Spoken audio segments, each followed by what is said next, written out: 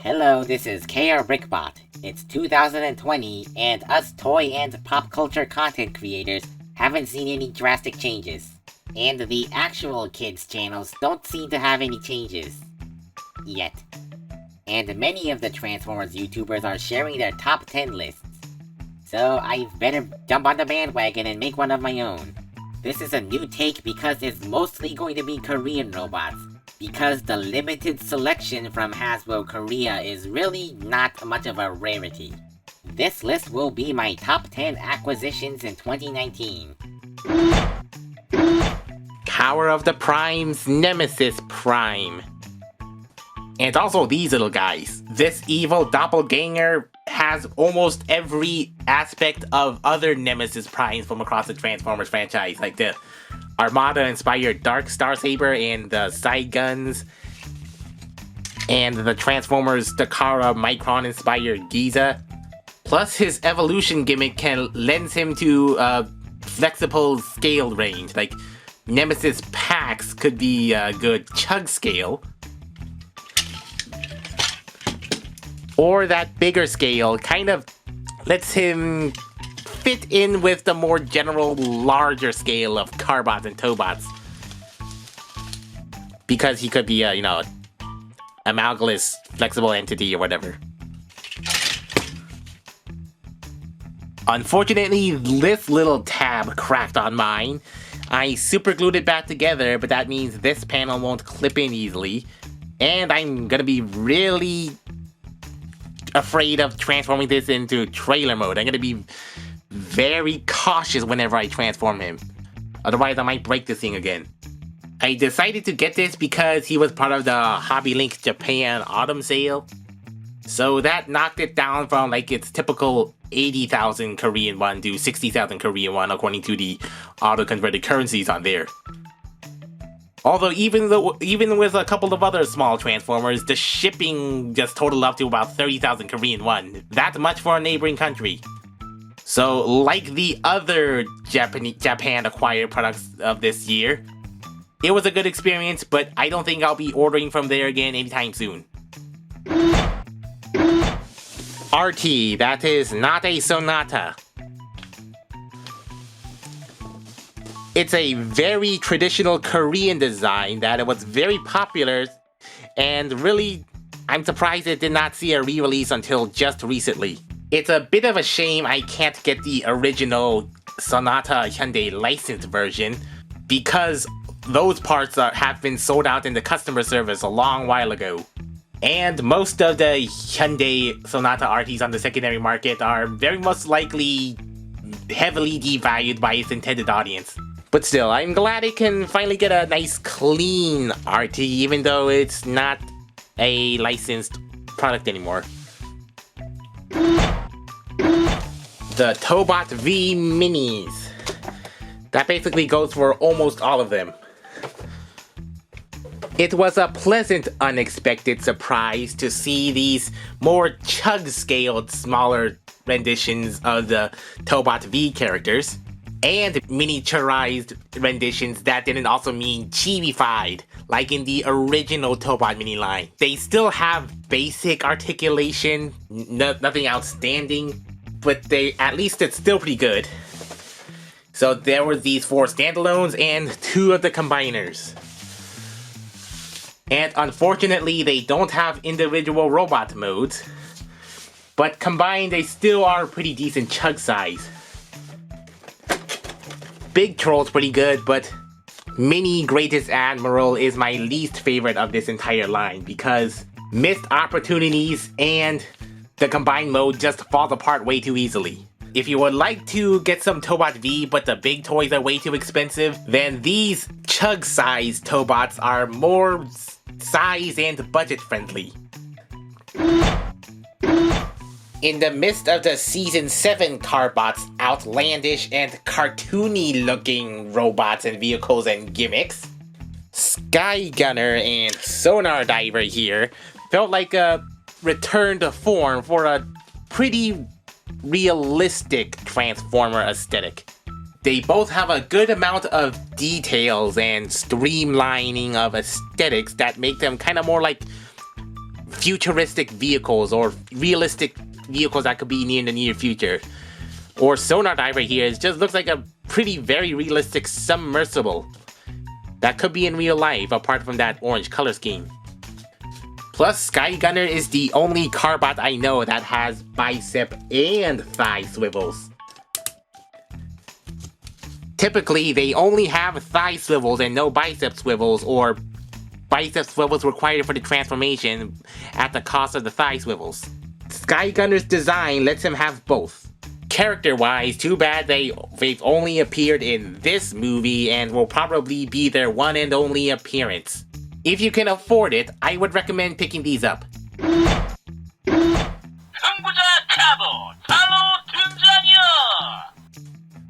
Follow, in my opinion, is an underrated 헬로카봇 product.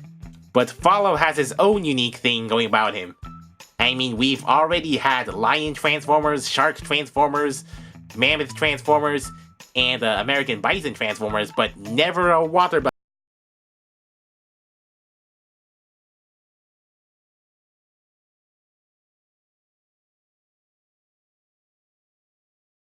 Sensible color scheme. In contrast to A-Shark's neon cool colors, the Cheeto-like colors of Mammoth, or Klein, who's just basically wearing his fursuit in robot mode. So if a water buffalo transformer tickles your fancy, then I would absolutely recommend picking him up. Where's my water buffalo? Why don't I have a water buffalo? A shark. Well, it's true I got this old generation Skybite in 2019, but just to compare with and play Abbott and Costello on A Shark. I have to comment on how this great white shark is completely concealed with no robot kibble at all that unfurls into a explosion of cool color neon. Her head is rather thick, and she's mostly a shell former, but at least most of that shell goes into these legs, which gives her a unique appearance of shark skin bell bottoms. If you replace that garish preschool color scheme with a more muted tone, then this would be a really great shark transformer.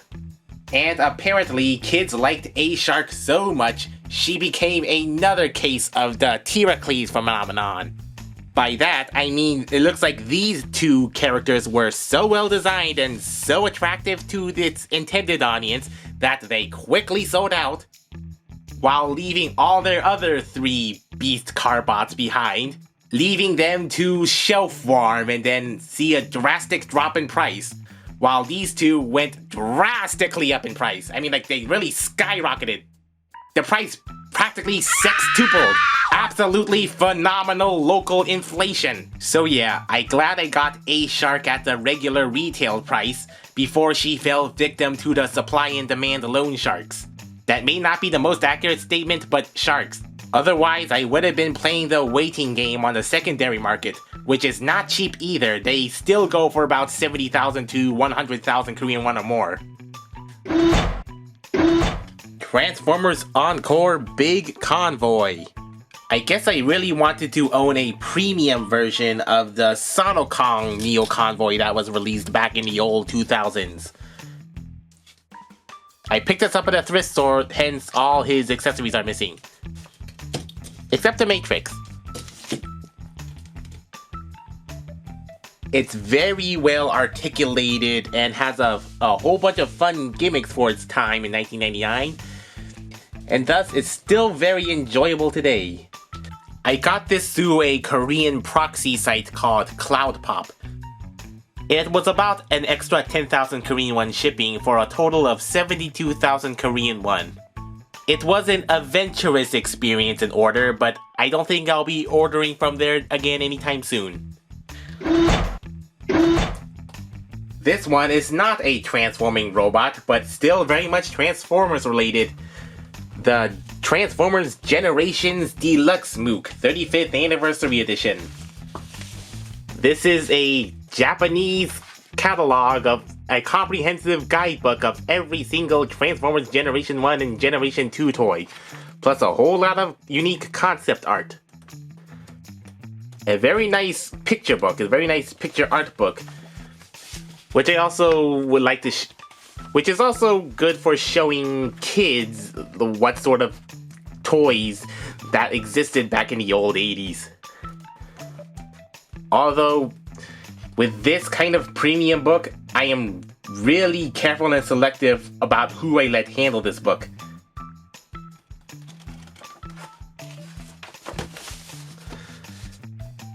I got this from another proxy site, Sakura Japan.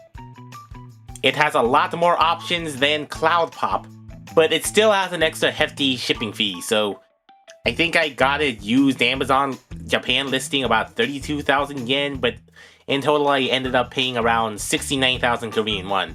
I guess I would have directly ordered from Amazon Japan if my Korean addresses were valid, which they don't seem to be for some reason. Again, I'll say, it was a nice adventurous experience, but I won't be ordering from there again anytime soon. Tobot X, Tobot Y, and Tobot Titan in their original boxes and unopened. But they're not the best condition. As you can see here, the window here obviously fell off, and Y here got heavily sun bleached, so it's not the best condition. So I've been looking for some new Tobots, the first wave Tobots in good condition, because the vast majority of these Tobots they sell for cheap on the secondary market because they've been all grungied and such. But I really wanted to get some ones in new conditions, and customer service was out of the question. Eventually a used listing popped up and I got all three of these. Even though they're really wrecked relics, they are still kind of relics for nearly a good 10 years ago. As you can see, I haven't opened any of these yet because I'm waiting for the right time to review these in honor of the Tobot franchise's 10th anniversary. Lyall Convoy and Flash Lyall Convoy. I got Lyall Convoy in preparation to compare him to the catastrophe that is Client, with a callous cowl that says dull surprise. I got this loose, but I can assume it was one of the old Sonokong releases. And consequently, it doesn't have any of the other accessories, not even any of the missiles. And there's a little nose scrape right here. Also, a minor smudge on the faceplate there, but overall it's a pretty good condition. And I also happened to come across a listing which had a complete Lyall Convoy Flash Color Edition for the Beast Wars 2 movie, which came complete with all the missiles and the pamphlet and the collector card and the instructions. So that was a very nice purchase. If you can see there, the head swivel here that's just really wobbly compared to this one. And I got this way before I knew an MP Lyall Convoy was gonna come out. So in regards to that, I think there are some stronger points of the original toy over the new masterpiece. Well, basically, it has that fur texturing as seen in all the Beast Wars bots, and a very nice head sculpt here. Unlike the masterpiece's clean plastic smooth cartoon accurate texturing, and a rather goofy faux part head, because that's how animation was done. But I admit the head sculpt is kind of looking a little old, because basically the optics are looking a little off. They're just very wide and they go all the way here to the side. So at least the MP has a much better looking head than this old toy. But it doesn't always have to be completely show accurate. This is quite a big toy compared to its original lineup in 1998, which the Masterpiece version attempts to rectify by making him smaller and more in scale with the big Convoy. But at least this original one, coincidentally, is about the same size as these other Omphalos Island Carbots.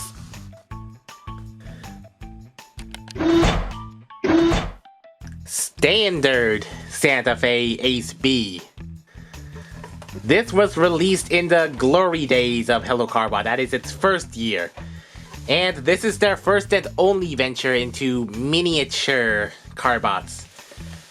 And that only venture was Ace in 3 colors. So I got the red and white version at retail, but I thought to myself, a non-canonical version, I think I can skip that, but I did not know that this thing would sell out soon and would never be reissued.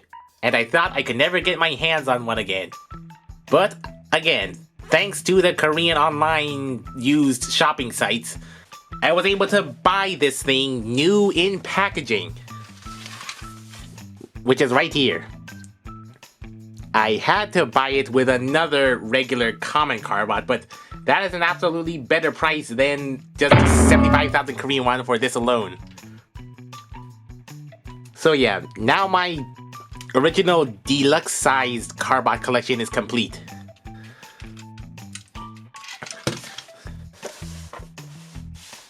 So I'll be eventually reviewing these all at once, in the style of another famous reviewer, perhaps.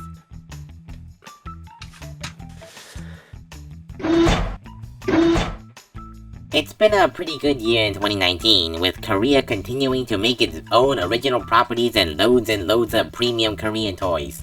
Mostly for the little kiddies, but what about us bigger kiddies? But I can't guarantee I'll get a lot of 2020 transforming Korean robots, because I'm operating on a low budget. But I'll review anything that looks interesting, whether it's because of a unique design or just how oddball it is. And I'll be doing a couple more video essays to make up for that. Thank you for watching all the way to the end. Please like and subscribe if you want to tune in for more Korean robot content. Have a safe and prosperous 2020, everyone. And until next time, this is KRBrickBot signing off.